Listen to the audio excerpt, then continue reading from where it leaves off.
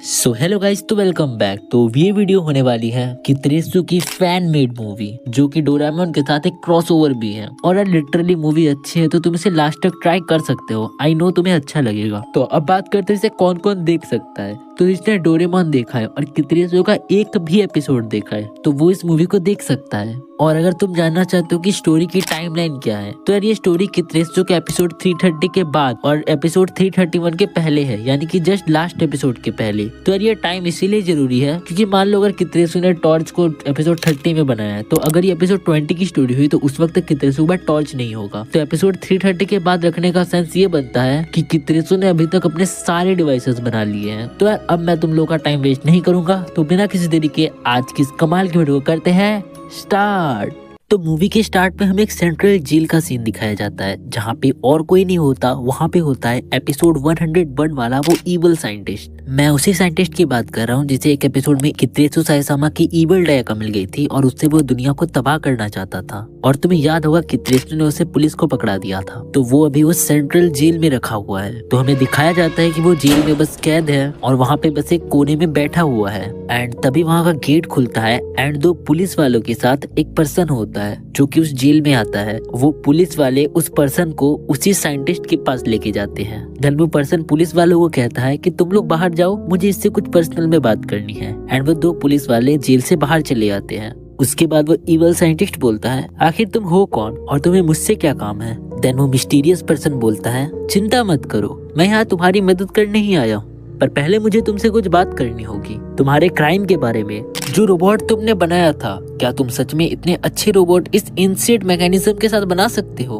मुझे लगता है बिल्कुल नहीं। तो मुझे सच सच बताओ, तुमने ये किससे बनाना सीखा? और अगर तुमने सच सच सब बोला तो शायद मैं तुम्हें इस जेल से निकलवा भी सकता हूँ। एंड यार ये सुन के उस साइंटिस्ट को ऐसा लगता है कि यार ये एक ऐसा बंदा है कि उसे सेंट्रल जेल में रखे जाने के बावजूद भी कुछ पुलिस वाले उसे खुद छोड़ने आते हैं, यानी कि वो पॉलिटिकली एक स्ट्रॉन्ग बंदा है और अगर वो चाहे तो सच में वो उसको जेल से निकलवा सकता है। और इसीलिए उसे उस पर बिलीव होने लगता है एंड इसीलिए वो उसे बताता है कि उसे किस तरह से कबाड़ी वाले से एक किताब मिली एंड उसमें बहुत सारे इन्वेंशंस रखे थे। देन वो मिस्टीरियस पर्सन पूछता है, तो उस बुक को तो पुलिस वालों ने जब्त कर लिया होगा ना? एंड इसके जवाब में वो साइंटिस्ट बोलता है कि नहीं, उन बच्चों ने पुलिस वालों को उस बुक के बारे में कुछ बताया ही नहीं था। सो वो बुक शायद अभी भी उन बच्चों के पास है, पर वो बच्चे कौन है, कहाँ से आए हैं, ये तो मुझे कुछ नहीं पता। देन वो मिस्टीरियस पर्सन काफी सीरियस हो जाता है एंड पूछने लगता है, तो ठीक है, तुम्हें यहाँ से निकालने की जिम्मेदारी मेरी है, पर तुम्हें याद करना होगा कि उस बुक में क्या क्या इन्वेंशंस लिखे थे, जितना तुम याद कर सको। पर इस पर वो साइंटिस्ट बोलता है, शायद आपको इसकी जरूरत नहीं पड़ेगी क्योंकि मैंने उस बुक के सारे पेजेस को अपने कंप्यूटर में कॉपी करके अपने कंप्यूटर में सेव कर लिया था। इस पर मिस्टीरियस इंसान पूछता है, तो तुम्हारा कंप्यूटर क्या उसी लैब में था? देन वो साइंटिस्ट बोलता है, नहीं, वो तो मेरे घर पे है, जो कि मेरे यहाँ आने के बाद बंद पड़ा हुआ है। देन वो मिस्टीरियस पर्सन उस साइंटिस्ट से उसके घर का एड्रेस ले लेता है एंड कहता है, तुम्हारा बहुत बहुत शुक्रिया, तुम्हारी वजह से मैं अपने गोल के और करीब आ गया। एंड ये कह के वो जाने लगता है एंड वो साइंटिस्ट बोलता है,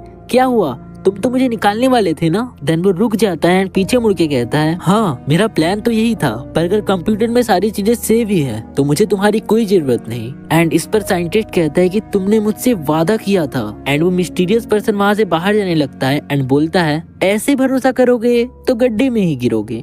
कित्रेत्सु movie, a trip with time itself.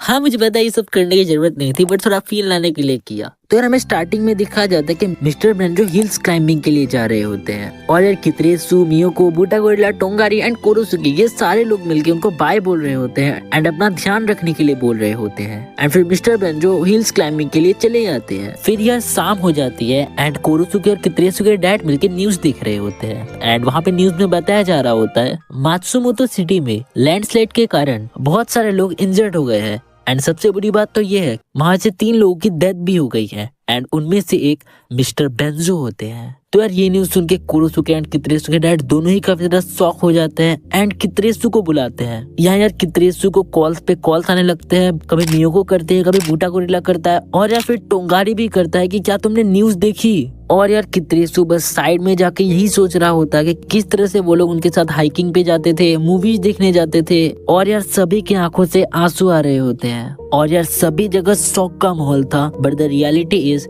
Mister बेंजो अब नहीं रहे। फिर यार सारे लोग कित्रेसु के घर में आते हैं एंड वो बस आते ही है कि तभी कित्रेसु के घर में एक फोन आता है एंड वो फोन होता है मिस्टर बेंजो की मॉम का। एंड यार वो बहुत ज्यादा रो रही होती है एंड बोलती क्या जो टीवी पे शख्स दिखाया जा रहा है वो बेंजो ही है, बताओ कित्रेसु बताओ। एंड यार लिटरली कित्रेसु कुछ भी नहीं बोल पाता। एंड यार कित्रेसु के मॉम डैड आते हैं एंड उस कॉल को वो लोग अटेंड करने लगते हैं एंड यार सभी लोग बहुत ज्यादा सैड होते हैं। एंड यार तभी बूटा गोरिल्ला कित्रेसु का हाथ पकड़ता है एंड कित्रेसु को बाहर गार्डन में लेके चला आता है एंड बोलता है कित्रेसु क्या तुम कुछ नहीं करोगे। देन कित्रेसु बोलता है कि काश मैं उन्हें वापस ला पाता, मैं किसी भी मरे हुए इंसान को वापस नहीं ला सकता हूँ, but believe me I wish कि मैं उनको ले आ पाता। देन बूटा गोरिल्ला बोलता है कि चीजों को कॉम्प्लिकेटेड मत बनाओ, हम बस टाइम मशीन में जाएंगे और मिस्टर बेंजो को बचा लेंगे। देन कित्रेसु बोलता है कि टाइम मशीन से हम नेचर के रूल्स को नहीं बदल सकते हैं, हम टाइम में पीछे जा सकते हैं, टाइम में पीछे क्या हुआ उसे देख सकते हैं पर उसे चेंज नहीं कर सकते,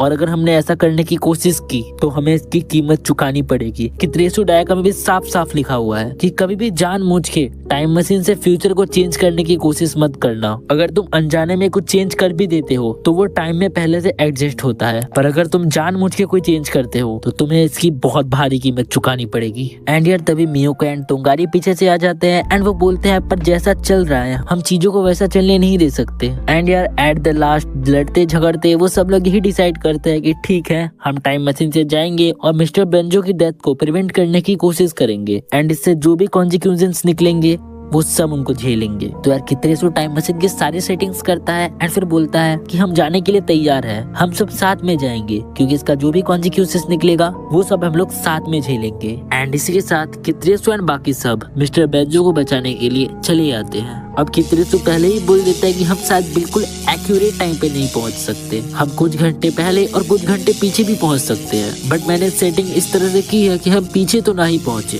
तो तैयार रहना। एक और बात, हमारा गोल सिर्फ मिस्टर बेंजो को बचाना है। मुझे पता है लैंडस्लाइड में और भी बाकी लोग मरे हैं और कुछ लोग इंजर्ड हुए हैं, बट अगर हम उन्हें बचाने के लिए लैंडस्लाइड को रोकेंगे तो इससे बहुत भयंकर बटरफ्लाई इफेक्ट क्रिएट हो सकता है। तो प्लीज याद रखना हम यहाँ क्यों आए हैं एंड हम जो भी करेंगे हमें उसकी कीमत चुकानी पड़ेगी। डैनियल वो लोग पहुँचते हैं एंड यार वो लोग उसी टाइम पे पहुंचते हैं जिस टाइम पे बस लैंडस्लाइड शुरू होता है। एंड यार वहाँ पे उन्हें मिस्टर बेंजो मिल जाते हैं जो कि यार लैंडस्लाइड के चपेट में आने ही वाले होते हैं, बट कित्रेसु अपने टाइम मशीन में उन्हें उठा लेता है। बट एज एक्सपेक्टेड जैसे ही वो मिस्टर बेंजो को टाइम मशीन में उठा लेता है एंड पास्ट को चेंज करने की कोशिश करता है, टाइम मशीन वापस से टाइम जोन में जाने लगती है। वो जल्दी से मिस्टर बेंजो को एक सेफ जगह पे रखते हैं एंड वो फिर से टाइम जोन में चले जाते हैं। यहाँ पे वो लोग बस बहुत स्पीड में जा ही रहे होते हैं और बाकी सब बोल रहे होते हैं कि कित्रेसु हम कहाँ जा रहे हैं, क्या तुम टाइम मशीन को कंट्रोल नहीं कर सकते। कित्रेसु बोलता है कि नहीं, एक भी बटन काम नहीं कर रहा, ये सब जो हो रहा है सब अपने आप हो रहा है। एंड यार वो टाइम स्पेस जोन में बस चले ही जा रहे थे और वो भी एक अलग ही स्पीड के साथ। उन्हें ये भी नहीं पता था कि वो पास्ट में जा रहे हैं या फ्यूचर में जा रहे हैं, बस एक अनएंडेड से दिखने वाले रास्ते पे आगे बढ़े चले जा रहे हैं। एंड कित्रेसु बोलता है एक छोटा सा चेंज अगर पास्ट में हो तो फ्यूचर में बहुत चीजों पर असर पड़ता है, और हमने फ्यूचर चेंज किया है तो हम पांचों के अलावा सभी चीजें अपने आप को न्यू फ्यूचर के हिसाब से रीअरेंज कर रहा है। एंड इस पर कोरोसुके बोलता है हम टाइम ट्रेवल तो हमेशा करते हैं, तो तब ऐसा क्यों नहीं होता और हम पांचों को ही क्यों टाइम लूप ने निगल लिया। इस पर कित्रेसु बोलता है कि हम टाइम ट्रेवल करते हैं बट हमने कभी भी कुछ ऐसा नहीं किया जो कि फ्यूचर को हेवीली इम्पैक्ट करे। और अगर तुम सोचते हो कि हम पांचों को ही क्यों टाइम जोन स्पेस ने निगल लिया, तो नेचर का एक ब्यूटीफुल पर डेडली रूल है कि अगर कभी भी टाइमलाइन में कोई भी डिस्टॉर्ट आता है तो वो उस पॉइंट से फ्यूचर के सभी पॉइंट्स को रीअरेंज करती है, और उसके साथ साथ नेचर खुद डिस्टॉर्ट के कोर्स को भी खत्म करती है। एग्जाम्पल के लिए अगर हम पास्ट में जाके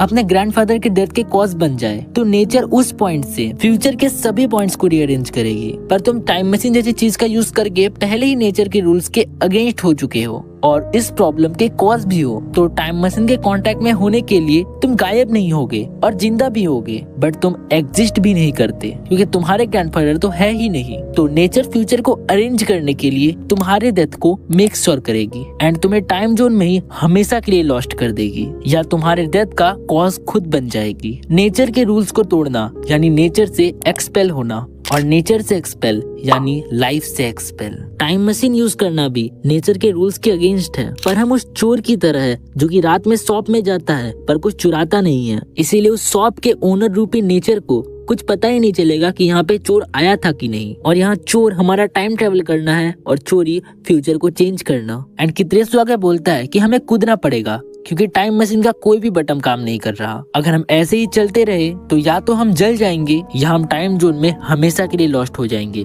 और नथिंगनेस में चले जाएंगे जहाँ पर कुछ भी नहीं है, कुछ भी नहीं। देन यार सब लोग हिम्मत दिखाते हैं एंड टाइम मशीन से कूद जाते हैं। एंड कोरोसुके बोलता है कि हमें बहुत भारी कीमत चुकानी पड़ रही है। एंड टोंगारी बोलता है कि बस हमारी जान बच जाए। तो यार अब मैं तुम लोगों के ऊपर छोड़ता हूँ कि यार तुम इसे क्या दोगे, मतलब क्या मुझे इसका पार्ट 2 लाना चाहिए या इस मूवी को यही सस्पेंस में छोड़ देना चाहिए। देखो यार तुम लोग के सपोर्ट के ऊपर डिपेंड करता है। मैं मूवी लाऊंगा भी नहीं अगर बहुत ही कम व्यूज आ गए तो मैं क्या बोलता हूँ 200 लाइक्स कर दो यार, 200 लाइक्स मतलब तुम कर दोगे, मैं इतना समझ जाऊंगा कि हाँ इसका नेक्स्ट पार्ट बनाना है। प्लीज यार कर देना। तो मिलता हूँ नेक्स्ट वीडियो में, तब तक के लिए बाय बाय।